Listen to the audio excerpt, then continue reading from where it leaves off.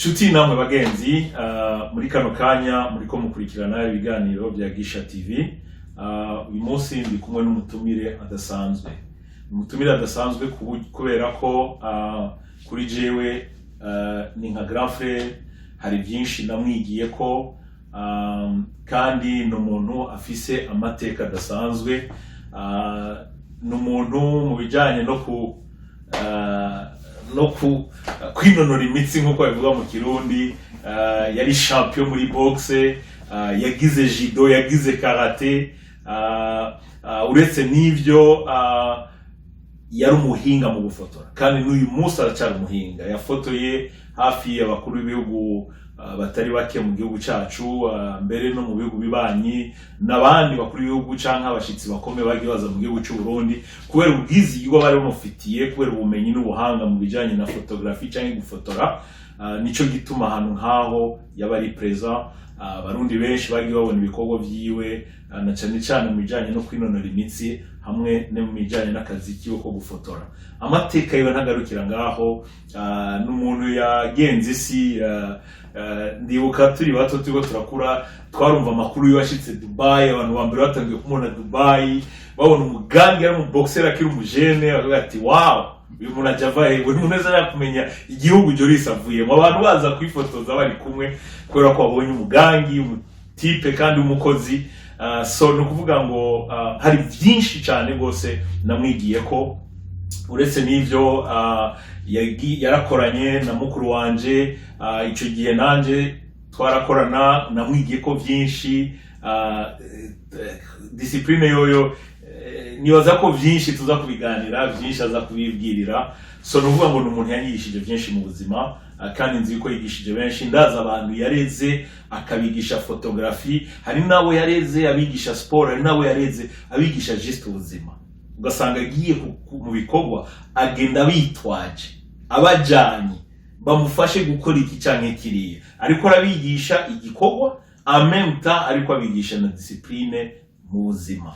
So Joris Ndongozi, turaguhaye kaze. Ahasigaye ndizera ko byinshi ari uza kubituganiriza kugira ngo abazokurikira iki kiganiro baze bashobore kukwigira ko nkuko nagiye ndakwigira ko. Ari abantu benshi bagiye bakwigira ko kugira ngo muri experience y'ubuzima bwawe bishobore no kwigisha abandi. Joris, turaguhaye kaze. Murakoze cyane. Kabanza gushimira Gisha TV, Gisha Television n'umuyobozi wayo. Ndagushimiye cyane. Murakoze cyane. Nkongera nkashima nuko sinarinzi yuko ivyo byose uvyibuka, sinarinzi yuko uri mu bashimye mu gikorwa nakoze. Byamaze kwigushimira. Hama nkaba nitwa rero Joris Ndongozi Nkunzimana. Kenshi Nkunzimana bararyibagira, mugabo naryo nyene rirakomeye kandi rirakaze, urumva dukunda Imana. Exactly. Hanyuma Ndongozi nayo burya ngo birakurikirana. Ndongozi uvuga indongozi ya wiforo. Urumva nkabashima rero ko namwantumiye. Ntahasigaye naho byinshi wabivuze. Naragize box, naragize karate, naragize judo, narabaye même mu entraîneur narabaye mu arbitre wa catch. Urumva ntaco ntagerageje kugira kuvyerekeye kwinonora imitsi. Hama kuvyerekeye amafoto mwabivuze, je natangiye gufotora nkiri umwana, ndayifashijwe n'umuhisi papa wanje Evariste Ndongozi Nkunzimana. Ego donc mu byo nashoboye kwigisha abantu navyo biraza kuvana n'ibyago tuma tubandanya tugira kuri ndagwe kubashimira. Urakoze cyane. Nkuko nabivuze Jori, biragoye kugira ngo amateka ya umuntu yavuge mu minota 30 mu isaha mu munsi mu kwezi, kuko amateka yo ni maremare. Ndabizi kandi abantu benshi barabizi. Ndizere ko n'abazokurikirana ikiganiro bazobivuga, bazovyandika. Igituma nagutumiye ni kubera ko hari byinshi nkuko nabivuze nakwigiye ko, nzi n'abandi bakwigiye ko, hariho nabagiye bambwira ivyo bakwigiye ko.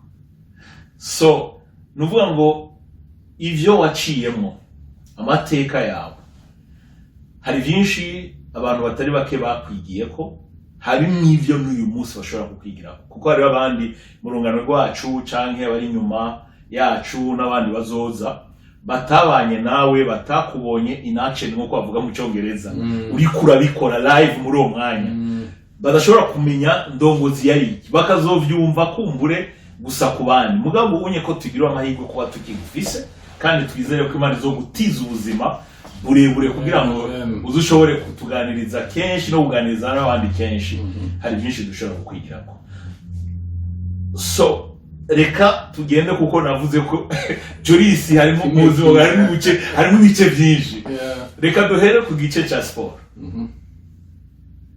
watangiye gute sport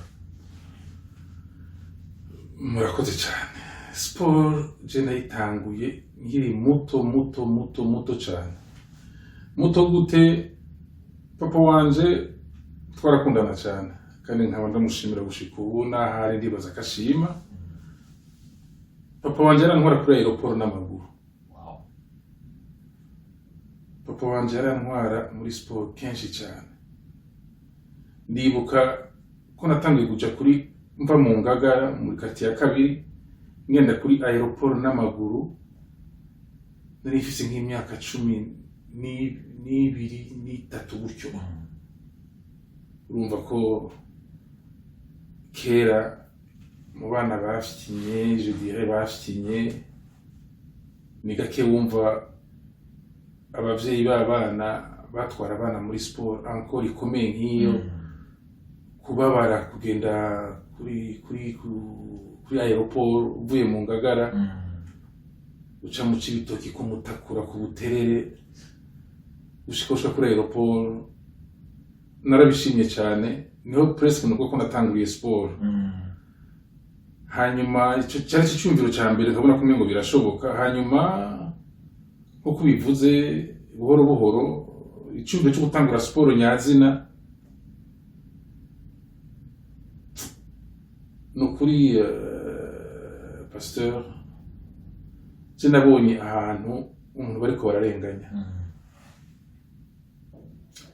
bariko baramurenganya nkasanga umuntu ariko aramurenganya no kuri sindamushobora numva birambabaje ku mutima kandi mfise umutima wo gutabara kuva uwo munsi mbwira papa nti ndagusavye please ndashaka gutangura karate ikibazo yambajije ni ico nyine kubera ushaka gutangura karate sinamubwiye igituma ngo ndashaka gutangura karate numve ko nkomeye niko hanyuma Imana irankundira nawe nyene arankora muri karate nawe muri karate nayikora nk'uzi ico riko ndarondera même temps muri umwanya nagiye muri karate nongera nkashimira cyane bivuye ku mutima sensei Kazungu Salvatore nukuri aho ndi hose gushika ubu ndamushimira parce que aho ngeze nawe nyene hanini arayifisemo uruhara arayifisemo uruhara muri sport ya karate narahigiye byinshi cyane ndigisha n'abandi benshi cyane mu nyuma biraryoha dutangure tubandanye muri sport biraryoha muri karate harimo muhe mwaka muri karate ndazi ko la première ceinture jaune kihenze umengo nayironse muri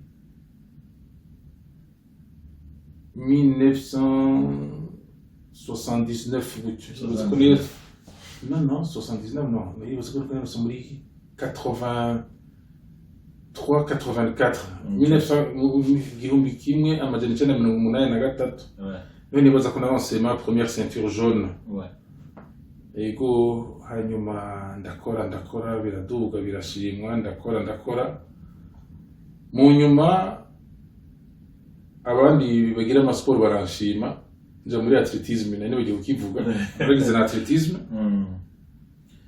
ye muri athletisme nkongera nkashimira Rukenkanya Adolphe n'umunonotsi akomeye cyane yaratwigishije nawe nyene birakomera cyane ndatera imbere au niveau physique au niveau de l'endurance Rukenkanya ubone no ministre wa sport no yahora ari ministre wa sport mugabo ubunye yarabihagaritse rona intwara ziguma zihindagurika abandi ego hanyuma ndasubira muri karate kandi parce que sinashaka kwivanga ari bibiri muri karate naho ndongera ndabandanya icyo navuga rero nashimye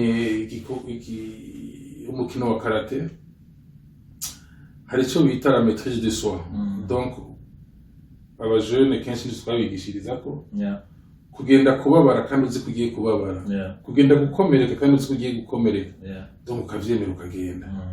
Ico n'ukuri kiraryosha ukababara, twakora ku masima ameze nabi, mugabo ukagikora kubera uzi ico wifuza, ico ushaka gushikako. Aho rero twasubiye muri karate, tubiye muri karate ca duhura n'undi mushinga ntahe yitwa Ngaruko Emmanuel. Muri ico gihe yari directeur commercial wa Braludi, niwe nyene muri club ya Braludi Athletisme, nawe nyene yari ifise uruhara. Arashima ati wowe Joris, wewe wogira box vyoba vyiza. Aho hari mu mwaka naho? Aho wari umwaka umva karate inuze 83 n'orose ceinture jaune muri iyo myaka. Hamacaja muri box. Box ndazi ko nahuye na mapiki muhisi mapiki. Mugabo uwo mwaka byongora kuko ije byose ari muri zangira mu za 85 gatandatu gutyo 8 88 ya 88 89. Ouais. Ego c'est bon. Turagira ukino rwa box. Ndabona umushampion ndabishima. Ntivyahera. Ndavyibuka ndi muto rero kwavuga ati box ya Joris na mapike. Mapike ari gang na uri gang. Wow. Mbere yansumba kubera mapike deja. Naro naja kumuraba ariko arakina box ndi umwana. Mugabo uwo munsi twarahuye. Na muremure. Na muremure. Mugabo rero nkashima ko nari nugaye. Hanyuma box turayiheza. Twashoboye kwibandanya kubera ubukene bw'igihugu. N'ahandi abandi baca babandanya kubera kubura support sponsoring, kubera entraînement yarababaza cyane gusumba la competition. Ego ndahava nsubira muri judo, ndavenja muri judo. Judo ndayikina gushika kuri ceinture bleue. Ndavayo naho nyene nsanga nosubira muri karate kandi nsubira muri karate ndayikina bien, turabandanya aho bari muri za 90 ni biriko biraduka. Yego nuko rero sport twayitanguye. Wow nigiki wungutse uvuga uti ikintu nobuke muri sport cari iki? Ikintu ca mbere nungutse muri sport n'amagara. Exactly. Muri sport nahungikiye cyane amagara muri sport nahungikiye ubucuti n'abagenzi. Muri ino myaka dukuze niho utangura kubibona uko mukunda kubikoresha mu mateka. Utangura kubibona ukuze, uratangiye kubona amaremerciement, donc amashimwe yabo bigishije. Ugasanga byarakwigishije ibintu byinshi cyane. Sport yanyigishije donc hari amagara n'akazi, parce que à partir ya sport hari ibintu byinshi bijanye n'akazi, kubera wagize sport ni bigagutuma uronka uhura n'abantu kubera iyo sport wagize, igatuma hari mwe munsi uri monta kubera sport wagize. Yego hanini ico nungutse nico, kandi si gito, biragoye kubidondagura, mbwa ndazi ko nungutse byinshi cyane kubera ntababeshe gushika aho ngeze naho nyene. Yego harimo gusaza, mugabo cha kintu cha sport twagize ndumva kumengo ndacyariko ndakigendera. Yego hari kintu kera bakunda kuvuga, sinzi gituma ndonka nkuko bavuga mu Kirundi tumenyere ngo sinigeze ndonka chance yo kubatsa. Sinzi ko cari gihuha, sinzi ko byari seri. Hari abantu baravuga ngo koka agakoka ngo arafatwagira gusa gutya rimwe kandi ngwagwita dutatu, rana ya chupa ya koka giburundi dutatu cyari mwe pa urana mwe hari bije mu magorje gorje imwe zibiri zitatu. Abantu normale vyitwa yuko urumva iyo shaze bwa normale bwa abantu muri rusange bakwita zitatu, arona bagira zitanu nizirenga. Joris agira gusa gutya kama bufu akabareje ka kabiri dutatu. Byari byo cyane hari blague gusa kugira baryoshye inkuru. Ikora kuryosha inkuru ni ndavyibuka naje babimbaza. Ni kwa kundi ya ugwaruka rugukunda wibaza ko byose bishoboka. mugabo ntibyashoboka urazi ko udashobora kunywa coca zibiri zitatu sesa mu mwanya umwe ntajya amagaze ntashobora gukunda sesa ni bya bindi by'abana bakunda umuntu bakibaza ko tout est possible pour lui erega niko les légendes nuko babaho les légendes abantu bavuga ngo bakoze hari n'igihe wasanga atari ibyo hari ibyo wasanga ari byo ari ugasanga n'abandi barakreye kandi abantu bagaca babyemera bakaca babyitirira uwo muntu kandi bigiyenze bibaho so ndumva rero yuko muri siporo wagize urugendo rurerure ikintu kuko aho muri siporo tutaraja mu bindi bikorwa bikomeye mwagiye mukora mu buzima hari ikintu navuze ko narakwitegereje nabonye mukorana na Grand Frère dukorana narabonye Jolly ibintu wazaye ko umuntu wese akuzi yavuga ati ibyo Diamond avuze nivyo ningene wubaha abakuru ku bana bato. It's unbelievable. Kubera karate warakunda n'indamukanyo nk'iyo muri karate narakubona aho turiko tuvuga les années 95 96 narakubona muri boîte muri Galerie Simba muri Casanova n'ahandi hose abantu baba bakuru babara bato niko baramutse kandi narakubonye ingene wa treating abantu ingene wafata abantu abakuru cyangwa bato bose babafata cyo kimwe. Why? Kuki? Parce que igituma nayo kwaje niko iki. Jolly narigeze sinibuka neza circonstance ariko iyo circonstance yari umuntu yagoranye. Kwanza umengo aranagutuka hanyuma ugira umwegezeyo ugira gusa gutya. Amaraso acaseseka acava amaraso. Force de frappe yari igitangaza. Icyo nsheze kuvuga wari umuntu atamunumwe yopfa kuvogera nkuko bavuga. So ndiko mvuga icyo ndiko ndavuga ndiko mvuga kubijanye na force. So hari benshi twabonye muri kiya gisagara twavukiyemo umuntu yagenda akarya icuma agakaboko yumva gatangiye kuvyimba agacagenda poitrine iri mu kirere nkuko umenga isi n'ijuru niwe yabiri. Jolly twese twari tuzi boxer karateka judoka ni icyatuma abantu bose ubafata cyo kimwe wubaha abantu bose. Urakoze cyane kuri icyo kibazo. Icyambere cyo kubaha n'indero twahawe n'abavyeyi. No kuri nta kintu cyose cyo guhabwa indero n'abavyeyi hama iyo ndero ukayigendera ko karate nayo burya anye utagoranye irakwigisha indero. Kandi burya iyo uhaye indero umuntu uba wihaye indero. Donc utitanguriye kuri wewe ushobora gutangura ku bandi. Hamuhaye indero umwana muto ni kugira umwigishe kugira indero nawe nyene. Hanyuma urumva umukuru we utegeza kumusonera mugabo umusone ukamwereka yuko nawe umusone nawe mu nyuma ategeza kugusonera nawe wenyene. Nkuko bavuze ngo warona gize kantu gatoya gusa kava amaraso ujya yaransumba mugabo naramusabye ikigongwe kabisa uri kuragorana mugabo byihoze ibintu bireke urabona hari amategeko tutegeza kurikiza muri ahanye nayo uri kurakurikiza ushatse kugora abantu bose none ndagusabye ibisohokera amahoro. Mugabo arananira hanyuma bige byakujya nabyo mwabonye nicyo gituma twitonda parce que tuba tuzi aho dukorako uza aho ukorako nifupa kwa muri kurahakorako parce que uri kurarenganya umuntu bien kabere wawe tumi umurenganya si kumurenganya mugabo niwe bayabishatse. Byarashitse n'ibyo mugabo kubaha uratwo twama twubaha ni nkiko waruvuze ngo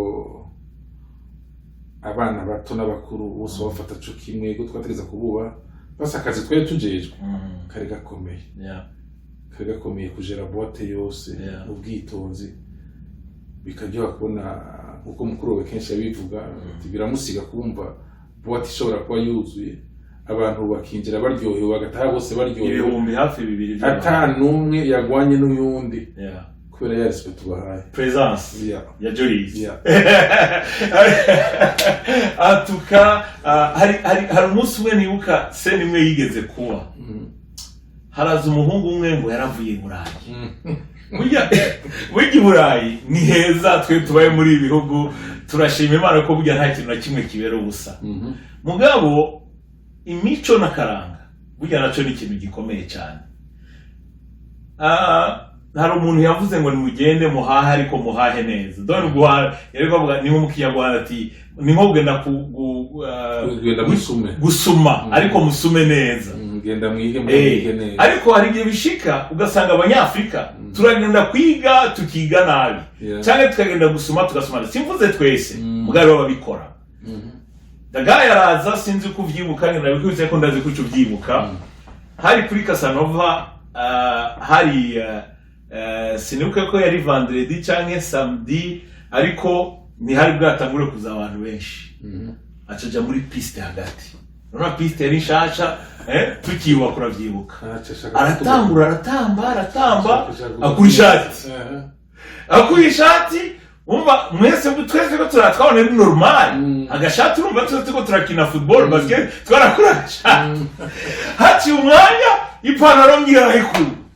Ikintu muranyibuka ningene reflexe yawe na rapidité. Ebana waragiye uramuterura ni nk'umuntu yafashe nk'akavere cyangwa agacupa ucuramuterura n'uduhuzu twiwe ujana hanze turagushimiye ni witahira amahoro utanamukozeko ariko wanse yuko gusa iyo mico mibi yarashatse kuzana mu bana bacu kuko urumva naho yari muri boîte byitwa yo kwanza abana bafite imyaka 18 hari ikintu nkunda muri Bibiliya biravuga ngo ukuri mugezemo bariko mugenderamo. Birashoboka yuko peut-être plus tard naho tutavyifuza birashoboka ko bashobora kuza mu Burundi aho bazorekurira abantu bagatamba kurya mugabe ico ariko nibaza ko si uyu munsi ariko kigagiye twarimo atuka mu Burundi cyari kizira nta muntu gushobora kuza ubagarara imbere y'abantu hatambari gusa umugabo muzima. So urumva nibutse ya discipline ariko uravuga cyane ubuka rapidité y'ingene wabikoze ukabikorane ikinyabufura kandi wari ufise ingufu. Urabizi ko muri ya myaka twabonye abantu benshi muri situation nk'iri yabanza kumuha nk'ishi nka zingahe so ariko umuntu nkawe wamufata nk'umwana agacupa cyangwa ikirahuri utwaye ariko ukamutwarana ubwo buntu niyo discipline. So ni giki wobwira urungano rwacu n'urungano ruri nyuma yacu n'abazoza kubijanye na discipline na cyane cyane ko murafise ubushobozi kuko mu mateka hari ikintu dushobora kuvuga kandi tutariko turabesha ibihugu tubayemwo birigisha discipline ariko bikigisha discipline no seulement kubera ko abantu bamaze kubigira umuco muga n'amategeko n'amategeko kurabizi muri Canada ndizera cyane reka tuvuge muri Canada handi tuyihorere muri Canada ukubise umuntu ikofi ni crime. Uciye umuntu naho niba ntihenze no kumucira mu maso kumusunika ikintu cyose physique ni ngo gikora ku mubiri w'umuntu. So bigaca bituma abantu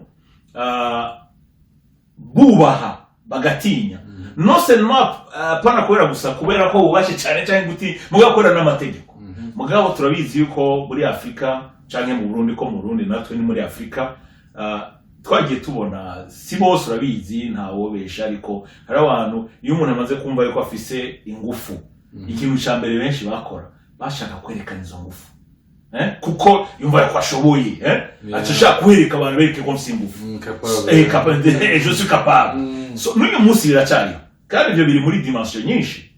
Ni giki cyatuma wewe n'ingufu wari ufise wirinda kugaragaza izo ngufu ufise? Urakoze cyane bo icyabituma kenshi n'ubuntu mbuze ubuntu ubitekeye byose hamwe buryo ubuntu buratuma umuntu yitonda biratuma wigisha n'abariko barakuraba kubera hajye twakora n'ahandi hose ubuzi ko hariho abana uri kurigisha ku mpande imbere n'inyuma donc abana bariko barakuraba Dieu merci ko je no kubivuga ati twarakuraba nawe uri mu bandi deja baraba bashimye twanashimye nuko wateye imbere mu byo ugezemo abandi nabo wategeza kubikora parce ubuzi kuri kurigisha hama baravuga kandi ngo buryo utanguye kwigisha ni ingabirano y'Imana. Uri kurigishwa uzi kuri imbere y'ugwaro kuri kurigisha ni avantage itagira kwingana ibiri imbere n'inyuma. Kubera bari kurigisha nabo bazosohoka bakabikinga imbere. Alors il faut ko ubaha bagage ikwiye y'indero kugira bariyo bakurikiza parce que natwe mu byo twagize twakuriyemo nivyo batwigisha. Alors pour me résumer rero n'ubuntu, donc il faut ko umuntu agira ubuntu. Wavuze uti ivyo byakogwa kubera ubuntu. Ubuntu nibwo bwatuma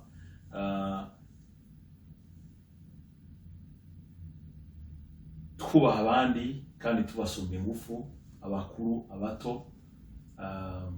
Ico ni ikintu gikomeye cyane kandi nibaza yuko benshi twagiye tugikwigirako mbere nizere ko nabandi bakuze kumbiza ikiganiro ivyo bagirira akamaro. Ariko turetse ivyo urabona mu Burundi twagiye duca mu bihe bitandukanye, ibihe vyiza ibihe bibi. Hari impamvu nyinshi byari bigoye kugira umuntu amenye yene yifata mu bihe twariko turacamo. Mugabo turazi ko vyinshi muri ivyo bihe vyose wagiye ugaragaza bwa buntu ariko uravuga mu Ngagara aho wabaye presque ubuzima bwawe bwose, gukura kwawe n'igihe wakuru ukava mu Ngagara ukimuka wimuka usubira imuhira kuri Ruzogi mu bihe bigoye aho mu makaritiye byari bigoye, ata muntu ashobora kuva mu Ngagara aje mu Kamenge canke ngo umuntu ave mu Kamenge aje mu Ngagara. Wewe warava mu Ngagara ukava muri ville ukaja mu Kamenge ugiye kwigisha abantu karate. Ivyo byose twarabibona n'ibindi byose ushoboye kwigisha abantu. Why? Kuki mu bihe bigoye nk'abijya wewe washobora gukora ivyo bintu ukajabuka ukagenda atabwoba nigisha bigutera? N'urukundo.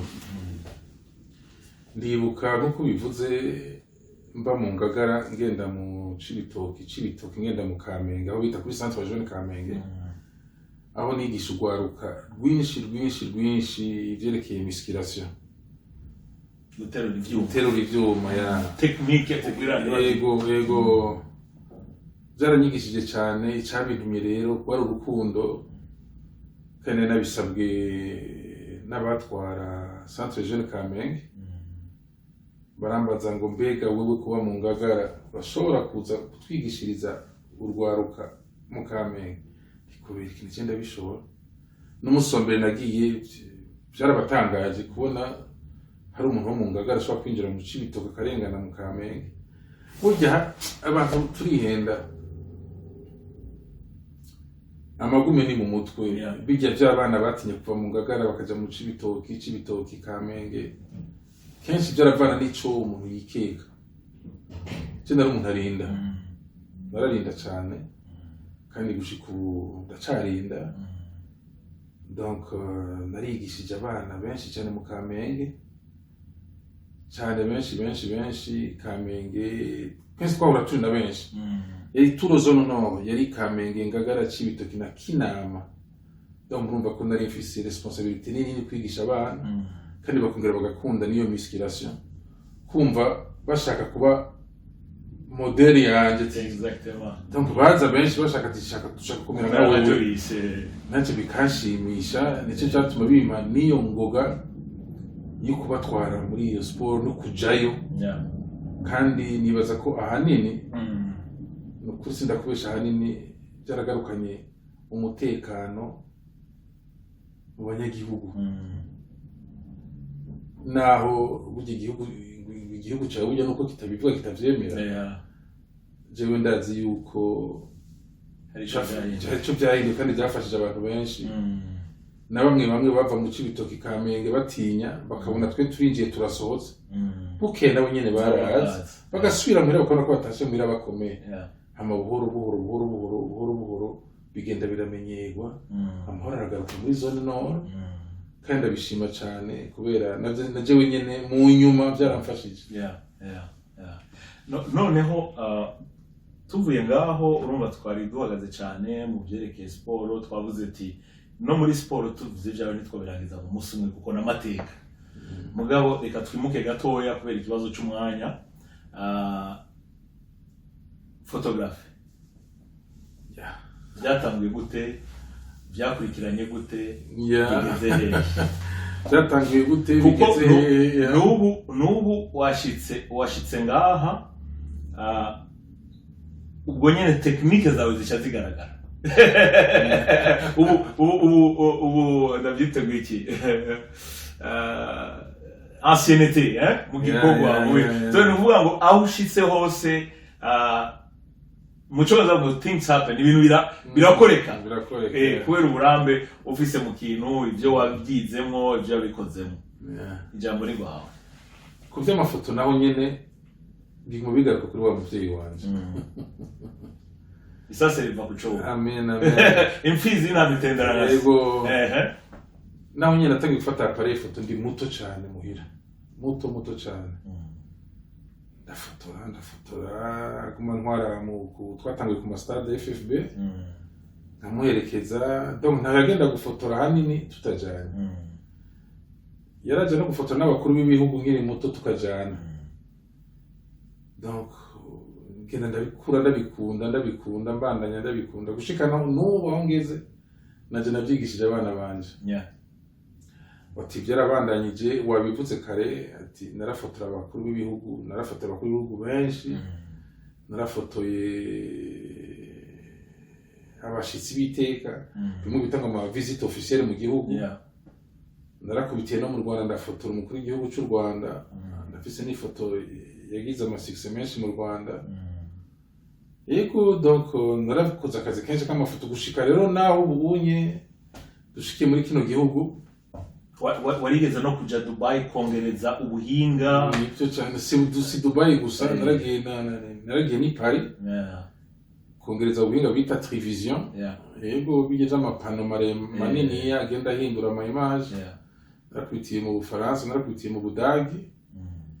Byose pour les photos. Mu nyuma rero i Dubai ho hari muhira.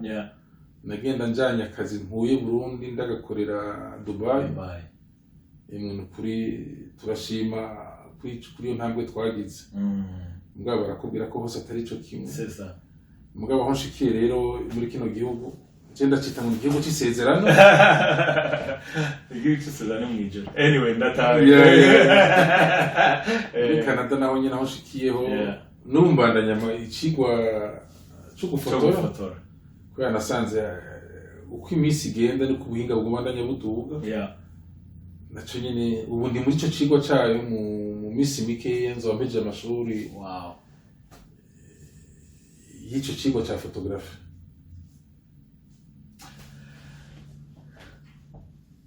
Kugira ngo umuntu ave kuri reka navyite zero nshatse kuvuga ukuri umwana primaire ugire aho ugeze n'urugendo rurerure. Nibihe bintu nyamukuru wagendeye ko kugira ngo bigushikana?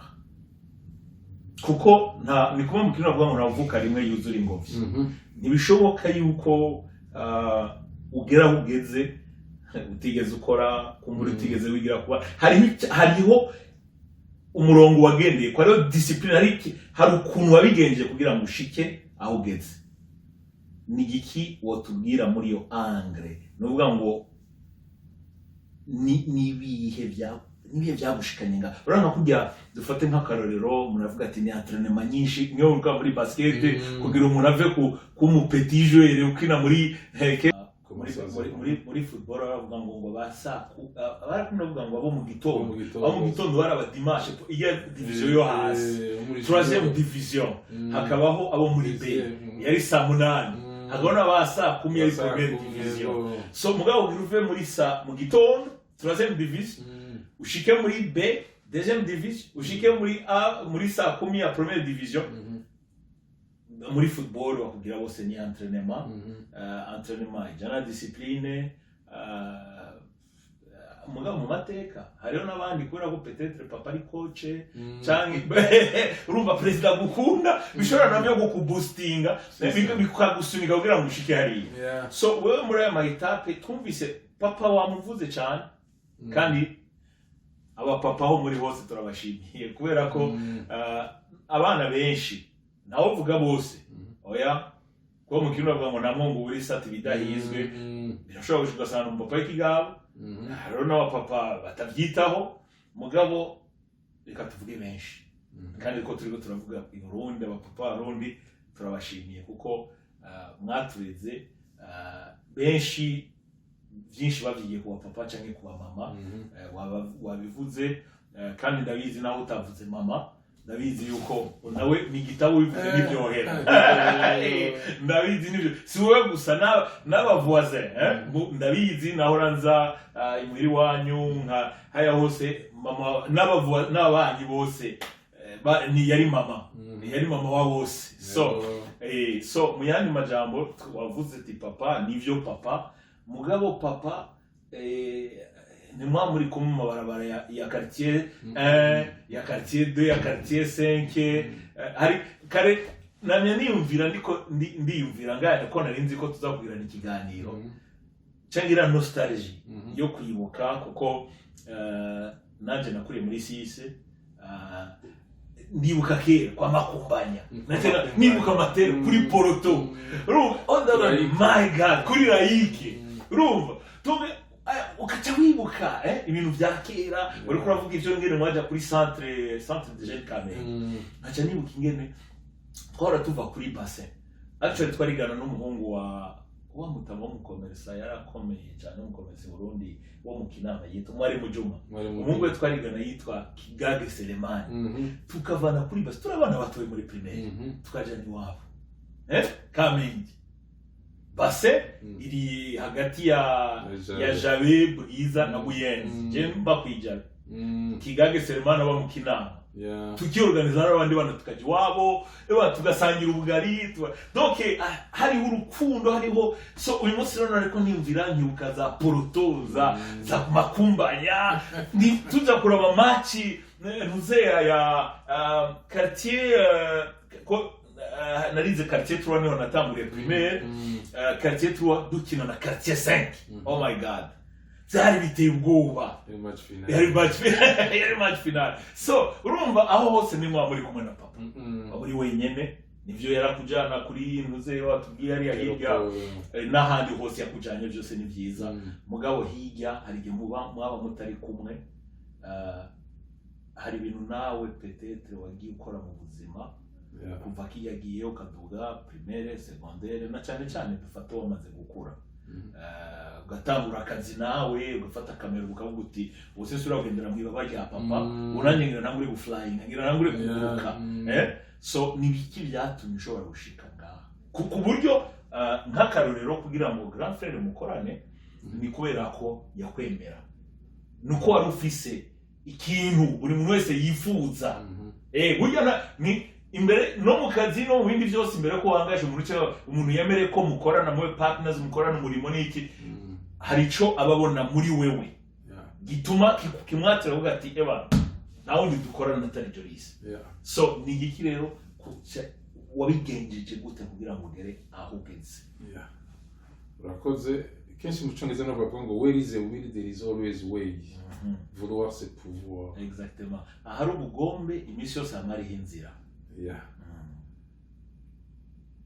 muyani majambo icambere ari ubugombe gushaka ishaka rero mfise ishaka yo gushika hajya ntaguciriyemo uhagaze kuri abo kantu mu vyivugo vy'urunani kuko nakinye mu runani muri B no muri A mu vyivugo vyacu urunani ishaka nawe urabizi wo kuva muri 79 nimba nihenze gushika uyu munsi hari igihe baza baraduciramo bagatoba ntibamubitaho muri za Dinamo n'abandi bagatoba mugabo barazi ko uva muri 79 gushika uyu munsi urunani number 1 barajyashaka ariko uravuga nari kuramba ati ishaka so natwe yari ishaka warupana imvuga ko ishaka hamuvuti genda shaka gushika harya genda shaka gushika harya hama Imana irakinga nukuri aho ngeze biragoye ko genda byivugira biragoye ko genda exprime ngo ndavyivugira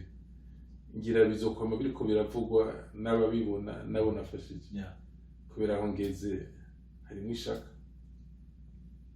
n'urukundo ishaka n'urukundo w'akazi n'abantu ubuntu n'abantu nivyo byagukuye ariya bikagushikana ugeze Ego. Navuze poe tugitangura ndabizi ko abantu benshi bagiye ufasha mu buryo bwinshi butandukanye, harimo no mu buryo bufatika. Mu buryo bufatika no kuvuga ngo iyo umuntu yarakene umutahe w'idolari 100 ukawumuhereza idolari 100 rishobora guhindura ubuzima bw'umuntu. Navuze idolari 100 kugira ngo ariko hari mu marundi hariho nabo wigishije akazi ntakikeranya na batoyi bawe nibaza ko ari mu bo wigishije kandi ubu nabo bari mu bahinga. There's no question about it.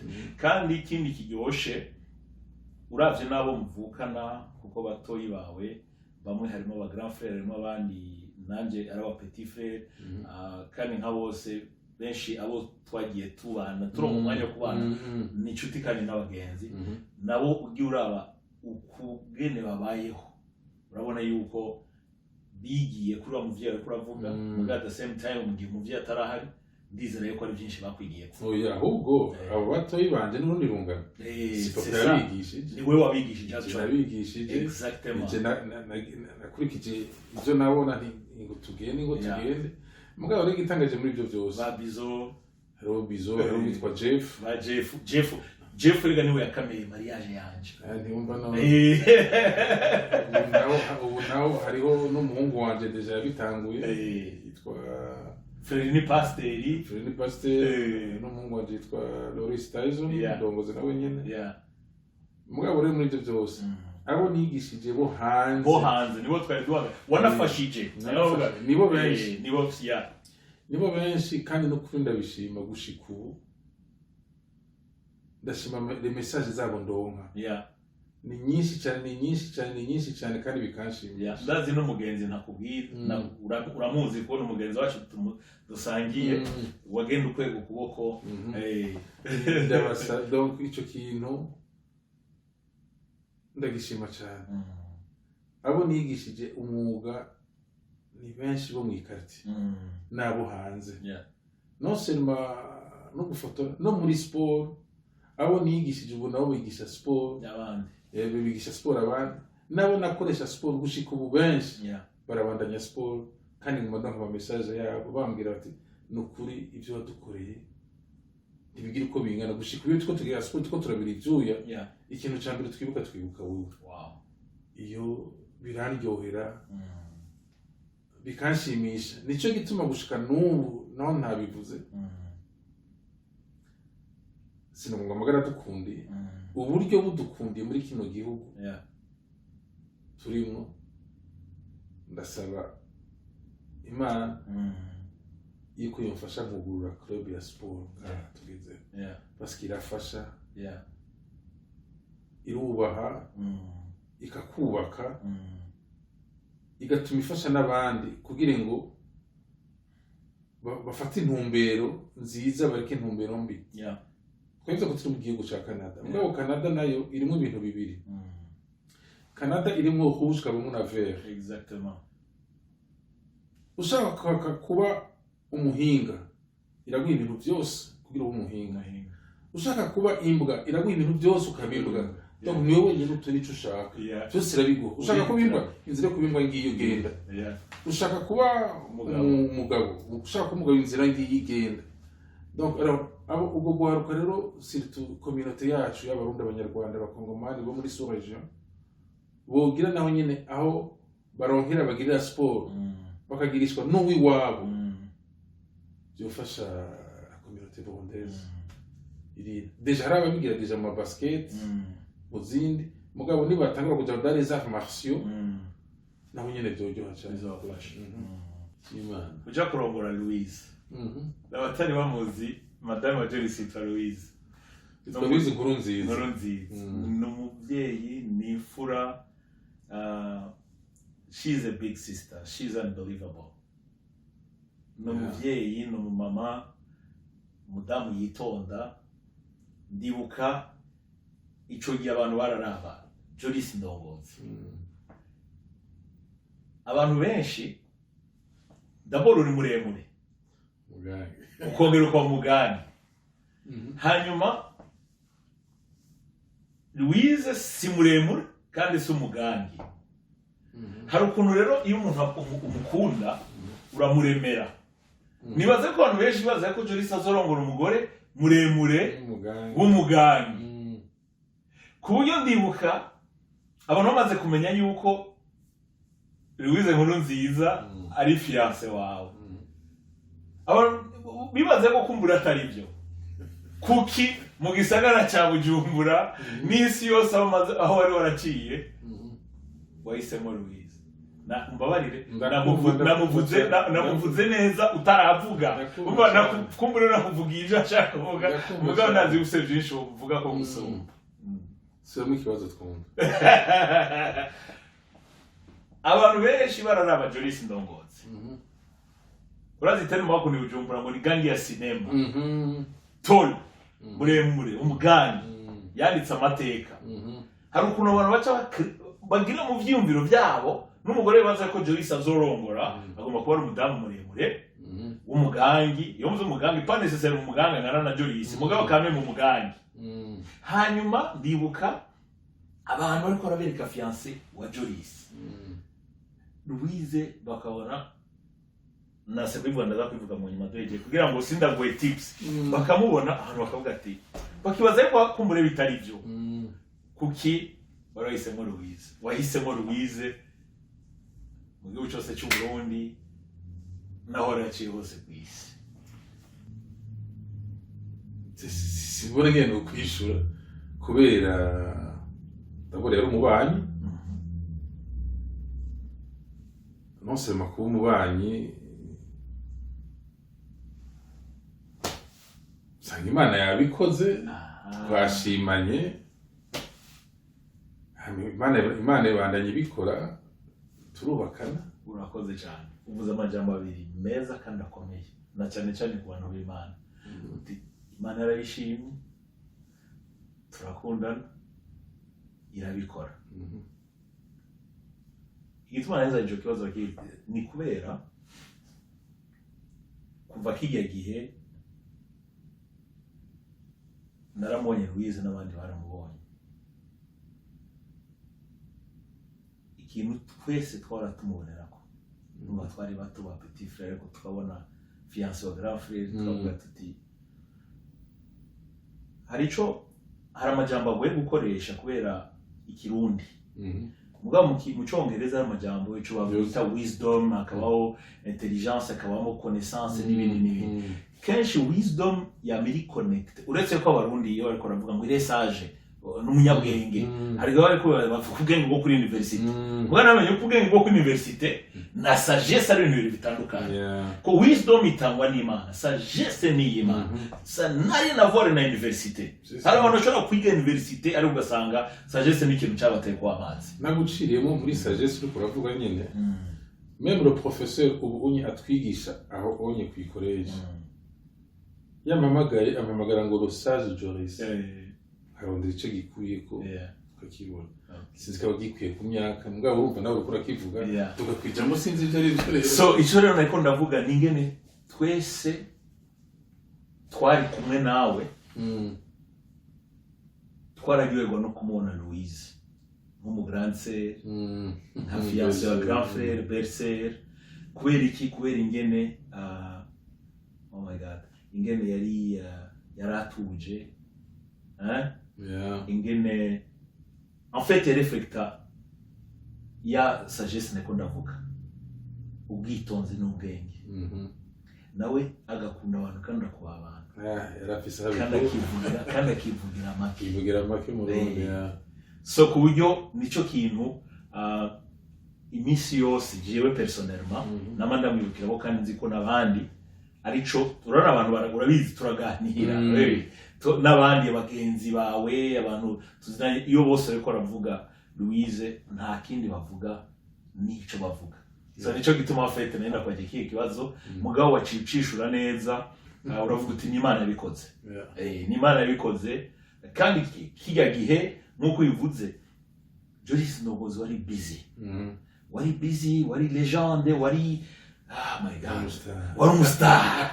Kuyangana umustar nawe ni byoroshe ndabona umustar nafatika kubera ko wibuka ikintu kimwe aho uri hose abantu bose babashaka bahabe abahungu abakobwa tout le monde uri kurabyumva so nta kintu cari gitangaje nk'ingene Louise yaba yicariye ku ruhande ariko arobserva iki kigatana ibintu byinshi avuga. So nico gituma afite nenda kwa ico kibazo kandi ndizera ibi ntari ngo bikuvugira nkuko bivuze ati Imana yabandanije ibikora.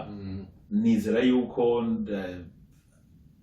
urana kujya mu buzima iyo umuntu arongoye barakunda hariho term dukunda gukoresha ngo ni decision nziza umuntu yafashe mu buzima. So I do believe yuko nkuko bivuze ko mu kurangiza ikiganiro cyacu rero Joris kubijanye no gufashanya kw'abarundi kugushika muri iki gihugu byo byose hari byinshi wabonye, hari byinshi wahigiye.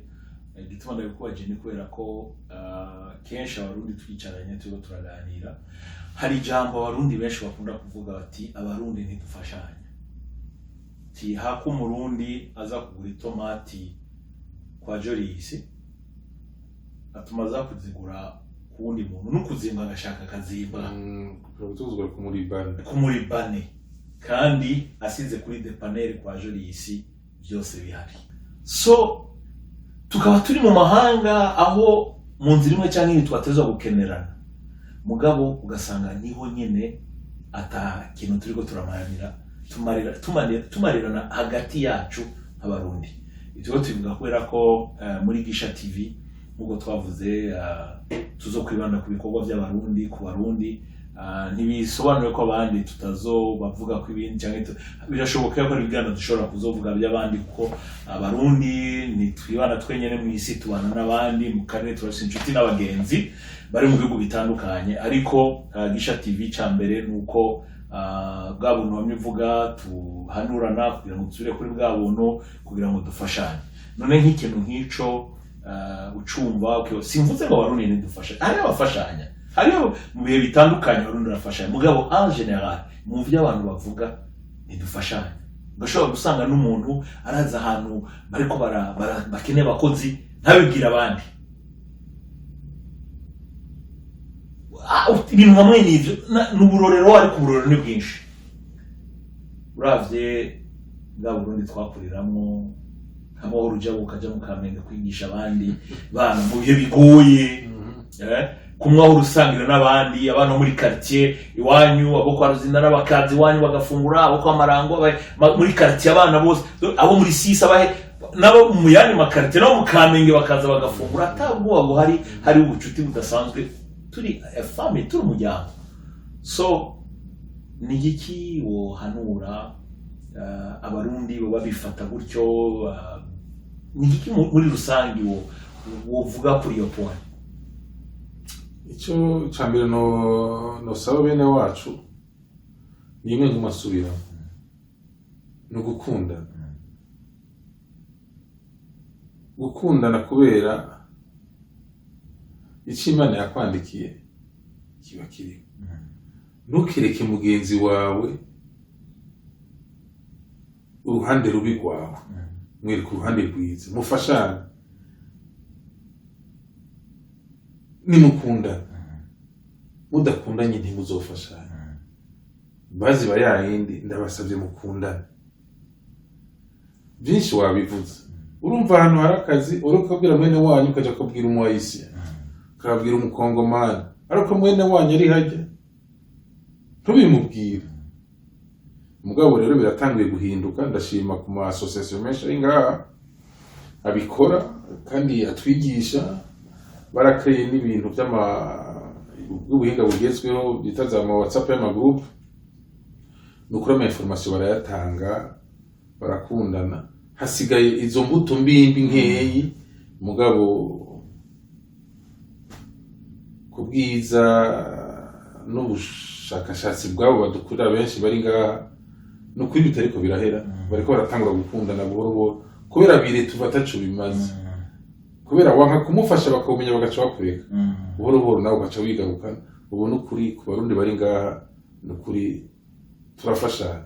Hasigaye ko dusaba naho bene wacu bari mu Burundi ni mukundane, mufashanye, kundane, mufashanye, mureke gusangira gusa akabare. Musangira akabare ni keza kararuhura mu mutwe, mwe mugasangire nawe nyine mukundana. muhana ivyiyumviro bibateza imbere. Murakoze. Jori, turiko turarangiza rero ikiganiro cacu c'uyu munsi. Nirihe jambo nihe message wohereza abariko baratwumviriza kuri Gisha TV, inshuti n'abagenzi, kuko urabona urugendo rwabaye rurerure kugira ngo uve aho uri ugere aho ugeze. Hari benshi batarashika aho ugeze, hari n'abamaze kuhashika, hari n'abamaze kuharengana, mugabo bitabuza yuko hari ico ushobora gupartaja mu vyagufashije kugira ngo ugere aho ugeze, canke muri principe imirongo ngenderwa ku bintu urashizeho mu buzima, uvuga uti ibi nivyo nzogenderako kugira ngo nze nshobore gushika ku kintu kigaragara, nk'uko mukiraga kuba umugabo. Umugabo atari umugabo n'iryo umushinga nta muntu uratahura. So ni giki wotubwira canke wobwira abariko baraturaba canke abazoraba canke n'abazoraba mu nyuma? Icambere coco ico nababwira, urabona umupasitori, icaka uri umupasitori kandi uri gukora ibikorwa vyiza vy'uko tumenyesha urunganwe, abo tungana, abo dukurira ico bokora, impanuro nk'iya twubaha. Imbere yo kubaha impanuro ndabanza gushimira ko two turasozera Gisha TV. Félicitations kubona mwitanga gutanga amatémoignage yabo bita ngo abastar nimwe mu bivuga abahizi abafisi ico bashobora kwigisha abantu. Ico nohanura ca mbere ni rwa rukundo. Avec urukundo nta kidashoboka. Bagenzi, inshuti, nimukundane. Mu gukundana havamo impanuro, kubera ntushobora guha impanuro yubaka uyiha udakunda. Nimwakundana impanuro zubaka zica ziza. Muri za mpanuro z'ukubaka muhana hazamo iterambere. Rya terambere niryaza rikaguma ari iterambere, muduca mubivanga n'ubuntu. Ubwo buntu rero buze busazagara, bubaha icubahiro, bubaha amateka yanyu, ushobora guteza imbere n'abandi mu gukundana no kwihangana. Kenshi abantu ntibazi kwihangana. Nobasaba kwihangana. Ico muzi mutaronse uno munsi mumenye ko muzokironka ejo. Mugabanye ishari, nshuti bagenzi, gabanye ishari ahubwo mukundana. Ishari nimbi yonona vyinshi. Nibaza ko ntovuga vyinshi. Mwibuke gukundana n'Imana izoza ihezagira ahari urukundo. Mu kurangiza, Imana yagize uruhara muri urwo rugendo rwawe. Ni urugendo rutararangira, mugabo hari aho rukuye, hari n'aho rugejeje. Imana yagize uruhara. Yigizemo uruhara runini. Ahacagaruka kuri bya bindi nigeze gusigura kare. Abantu barayoberwa yuko ndumukizwa, ndumumizirima canke ndumukatolika. Kubera iki? Ndubaha, nta shari, kandi ico nzi ntaronse uno munsi bazi ko nzokironka ejo. Kubera ya Mana twubaha, ndabisubiyemo, ya Mana twubaha iratubuza kwihuta, kugira tama, avoir envie de avoir tout, vouloir tout accaparer. Non. Mwitonde, Imana izoca ibihezagira. Kubera aho ngeze gushika ubu, nukuri ku ruhande rwanje je ndemera, abatemera nabo biri ku ruhande rwabo, kandi ni icifuzo cabo, kandi barafite n'uburenganzira bwabo. Mugabo kuri jewe nzi ko nubaha, nkaba nzi ko aho ngeze Imana yahashizemwo uruhara rukomeye muri byose. Ni muri sport, mu kazi nkora, mu muryango iwanje. Nukuri aho ngeze aha Imana yarabigizemo uruhara. Parce que naciye mu bintu byinshi mbe nkabona ko ukuboko kw'Imana kugumamwo, urabona ukiri muto urashuha sindakirose hingengene, mugabo Imana ikaza ikubwira ati agacana gake gabanya aho nasaze gushirako agacanwa nkashaka kurenza, Imana yarashishuye inkoni kandi ndazi ko yigeze kunkubita inkoni 2-3 bwa mu nyuma ndategera ndubaha, ndategera yuko ubuzima atakwihuta birimo. Itonde, koresha bwa rukundo, koresha bwa buntu, abo bikorera nibo baza kubigukorera, basanga ibandanye hezagira mugira amahoro. Joris, urakoze cyane. Nabivuze tugitangura yuko amateka yawe nawe yavuga ku munsi umwe ngo yarangize kuko ni birebire. Iyi ni incamake, ariko ndazi guse byinshi ushobora kuvuga. Hari ama etape, ari ibintu umuntu ashobora kwinjira mwibwira nk'uko avuga mu Kirundi deep, ariko kubera umwanya ntitwashoboye kubikora, ariko ndizera yuko tuzoronka ibindi bihe bitandukanye byo gusubira kuganira kugira ngo tubana kumwe bavuga mu Kirundi ngo igiti icuma gikarisha ikindi. Ni nako ijambo ry'Imana rivuga. Turakeneye gukarishwa n'abandi n'abadutanguriye. Hari experience mufise, dukeneye yuko mudupartaja mukongera mukayipartaja n'abandi abazokurikirana iki kiganiro, kuko intumbero ya Gisha TV nuko ibikorwa biriko birakorwa abarundi bakoze ibikorwa kanaka dushobore kwiganira n'abandi kugira ngo bifashe urungano rwacu, bifashe n'urungano ruzoza mbere n'izindi ndungano zizoza. Très important, kubera ko twese aho tugeze nuko hari abaduhanuye, hari abatwigishije, abarimu kw'ishure, abavyeyi bo ngana ntiturafata umwanya kumbure tuzofata ibiganiro turondera umuntu umwe kuko ati natubwirije abavyeyi donc ivyo yakuye ku bavyeyi, kuko deje ivyo umuntu yakuye ku bavyeyi naho mu Kirundi avuga ngo nta mungu wisata ibidahizwe, ko turabizi ko mu mateka y'u Burundi cyangwa n'ayisi hari abavyeyi bitwa basinda bibazwa cyangwa usanga batitayeho imiryango yabo cyangwa abana babo. Mugabo still ico tuzi muri rusangi abenshi la majorité nk'uko bavuga mu Gifaransa, abantu twabigiye twize byinshi cyane gose ku bavyeyi, kurya umuntu atobivuga umunsi umwe birangize. It's ni binini cyane, ariko naho kumbure tuzogera igihe naho haragira igihe ugasanga abantu mu misi ni kuri abapapa, abantu barashimira abapapa y'abamama, ariko byoba byiza yuko tuja no ku mbuga nk'izi kugira ngo abavyeyi birashobora no gushika sa muvyeyi ntatahura ntazi combien twaprecia ivyo bakoze mu bugingo bwacu. So mu bihe nk'ibi bizoba ari ibihe Gisha izogenda idufasha kugira ngo n'abadufashije kugira ngo tugire ngari abantu badufashe benshi mu buzima. Jori ndaza abantu benshi wafashe mu buzima bagushimira mu nzira nyinshi zitandukanye.